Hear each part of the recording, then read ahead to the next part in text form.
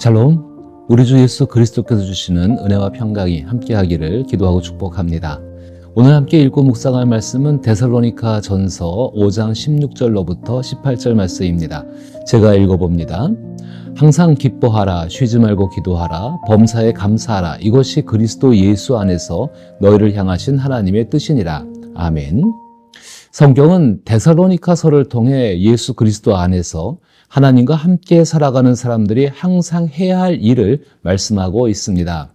항상 기뻐하고 쉬지 말고 기도하며 범사에 감사하라라는 말씀은 예수 그리스도 안에서 성령의 도움으로 자연스럽게 실천할 일들을 의미하는 것입니다. 그리고 그 중심에 기도가 있습니다. 이처럼 신앙생활에서 중심이 되는 기도를 명확하게 정의하고 싶지만 그것은 쉬운 일이 아닙니다. 대부분의 사람들은 인생 후반에 들어서야 기도가 무엇인지 개인적으로 느끼게 됩니다. 저 역시 기도에 대한 정의를 개인적으로 내린다면 기도 외에는 다른 방법으로는 설명할 수가 없다는 것을 깨닫습니다. 그러나 성경을 통해 기도의 개념을 설명하자면 기도는 하나님과의 대화이자 만남이라고 할 수 있습니다. 대화와 만남이라는 개념은 기도의 의미를 명확히 할 뿐만 아니라 기도 생활에 깊이를 더하는 중요한 요소입니다. 쉬지 않고 기도함으로써 하나님과의 대화의 만남이 깊어지고 이를 통해 하나님과 더욱 친밀해지는 것이 사실입니다. 따라서 기도는 하나님과의 대화와 만남이라는 실천적인 행위입니다. 기도는 가르치고 배워야 하는 일입니다. 기도의 요소와 방법에 대해 특히 기독교 신앙을 받아들인 사람들에게 기도를 가르칠 때 찬양, 고백, 감사, 간구로 이어지는 전통적인 형식을 소개합니다. 그러나 이러한 형식은 실제로 실천하지 않으면 하나님과의 대화와 만남이라는 진정한 경험을 할 수 없습니다. 많은 사람들이 이런 형식에 대해서 생각하지 않거나 혹은 거추장스럽게 여깁니다. 그러나 기도에 대한 전통적인 가르침을 통해 하나님과의 심오한 경험을 누릴 수 있는 것도 사실입니다. 기도는 하나님의 임재라는 영적 현실로 이끄는 방법입니다. 따라서 기도하는 사람은 하나님을 찬양하며 경외감에 사로잡히고 하나님의 은혜 가운데 친밀한 관계를 의식하게 되며 하나님의 도움을 받을 수 있습니다. 이는 야곱이 야복강가에서 하나님과 씨름했던 것처럼 영적인 수고가 필요한 과정입니다. 다시 말해 기도는 하나님에 대한 경외감과 친밀감을 동시에 느끼며 하나님과 함께 현실을 변화시키기 위한 투쟁에 참여하는 노력입니다. 신앙인들은 기도를 통해 하나님께 자신의 필요를 구합니다. 기도를 통해 마음의 평안을 얻고 하나님의 뜻이 무엇인지 깨닫기도 합니다. 또한 그 이상의 영적인 신비로운 체험을 경험하기도 합니다. 물론 기도할 때마다 이런 모든 일이 일어나는 것은 아니지만 이 모든 경험이 우리 인생 여정 내내 필요하기 때문에 기도는 계속되어야 합니다. 그래서 기도는 길러져야 되는 습관이고 계속 유지돼야 되는 습관에 해당합니다. 그것은 이 땅에 오신 하나님의 아들 예수 그리스도께서 습관적으로 장소를 정하시고 규칙적으로 기도하셨던 모습에서도 알 수 있습니다. 저는 예수님의 기도, 즉 주기도문에 대해 생각할 것입니다. 이러한 예수님의 모습 속에서 우리가 닮아가야 할 것은 예수님의 기도 습관과 기도의 내용입니다.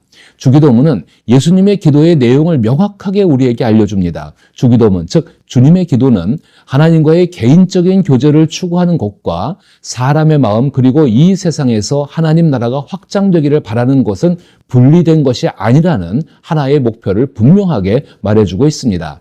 이는 예수님의 삶을 통해서도 확인될 수 있습니다. 따라서 우리가 예수님을 닮아가는 기도를 드리고자 한다면 하나님과의 개인적인 교제와 함께 하나님 나라의 확장을 추구하는 기도를 드리고 그 기도를 바탕으로 자신의 삶을 살아가야 합니다. 예수님의 삶을 닮아가기 위해서는 예수님의 기도 습관과 예수님의 기도 내용이 우리의 삶과 기도에 스며들어야 합니다. 이는 아무런 노력 없이 얻어지는 것이 아닙니다. 예수님의 삶이 고귀한 것처럼 고귀한 것을 얻기 위해서는 그만큼의 노력이 필요합니다. 그러나 성령은 예수님을 닮아가고자 하는 사람의 기도를 통해 열매를 맺으십니다. 따라서 우리의 기도 습관을 돌아보는 것이 먼저 해야 할 일일 것입니다. 첫째는 성실함과 꾸준함이 있는가를 돌아보시길 바랍니다. 기도의 습관은 성실하고 꾸준하게 기도를 실천하는 데 있습니다. 기도의 습관을 가진 사람들은 매일 정해진 시간에 기도하며 기도를 통해 하나님과의 깊은 관계를 유지합니다. 성실한 기도 생활은 일상에서의 작은 습관에서 시작되며 시간이 지날수록 더욱 깊이 있는 기도로 발전해 나가게 됩니다. 따라서 규칙적인 기도 시간은 기도 생활을 강화하는 데 중요한 요소라고 말할 수 있습니다. 매일 일정한 시간에 기도하는 습관을 들이면 기도가 일상의 일부가 되어 자연스럽게 이어질 수 있다는 것입니다. 아침에 일어나자마자 저녁 잠들기 전에 혹은 점심시간에 잠시 기도하는 시간을 가질 수 있도록 노력해 보시길 바랍니다. 둘째는 겸손과 순종입니다. 기도는 겸손한 마음으로 하나님 앞에 나가는 것입니다. 자신의 약함을 인정하고 하나님의 뜻에 순종하는 자세를 갖는 것입니다. 겸손은 하나님의 음성을 듣고 그분의 인도하심을 따르려는 중요한 성품입니다. 하나님께 기도를 드리는 겸손과 순종은 자발적으로 행해지는 것이지만 동시에 강력한 의지로 하나님께 매달리는 것이라고 말할 수 있습니다. 만약 규칙적으로 기도하는 것에 게을러진다면 총체적인 난국에 빠져있던 사람이 매일 밤 규칙적으로 기도함으로써 하나님께 자신의 겸손과 순종을 드렸던 간증을 기억하시기를 바랍니다. 이러한 간증입니다. 만약 우리가 불치병 진단을 받았다고 가정해 보십시다.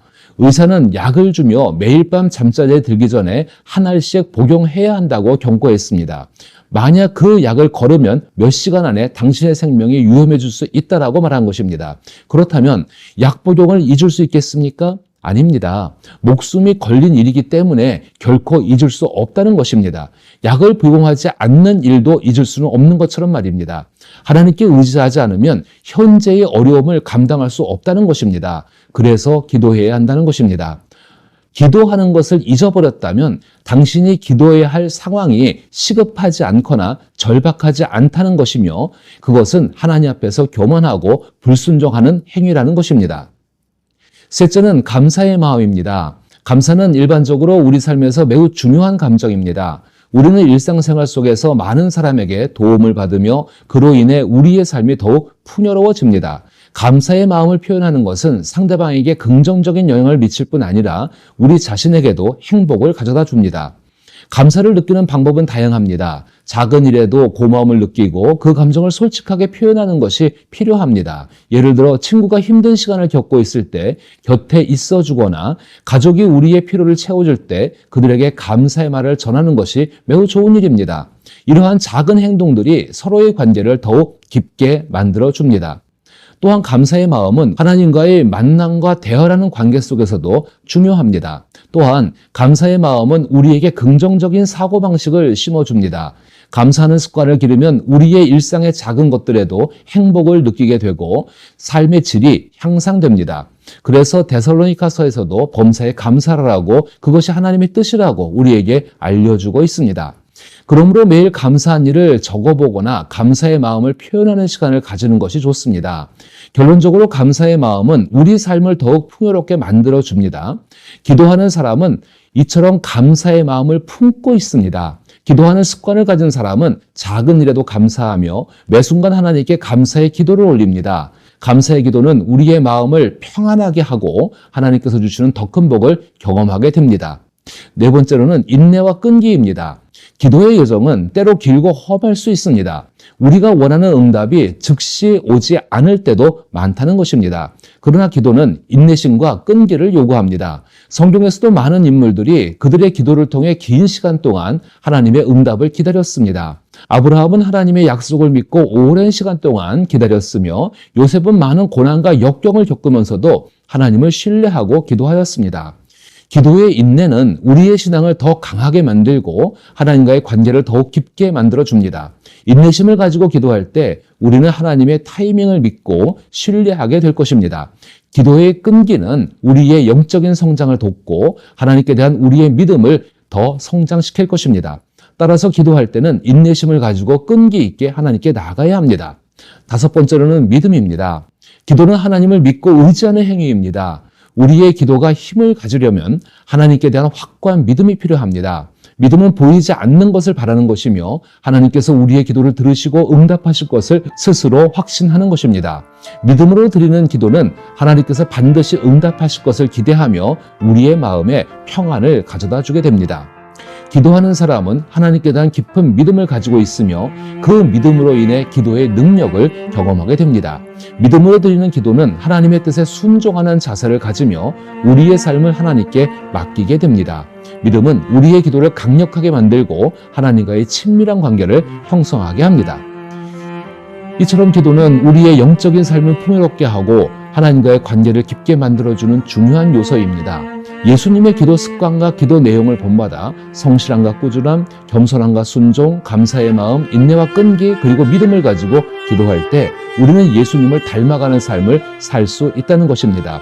그리고 저는 그것을 돕기 위해서 주기도문을 통해서 예수님의 기도하신 기도의 내용을 전하고자 합니다. 자신의 기도 생활을 돌아보며 기도의 생활을 새롭게 할 수 있기를 축복합니다.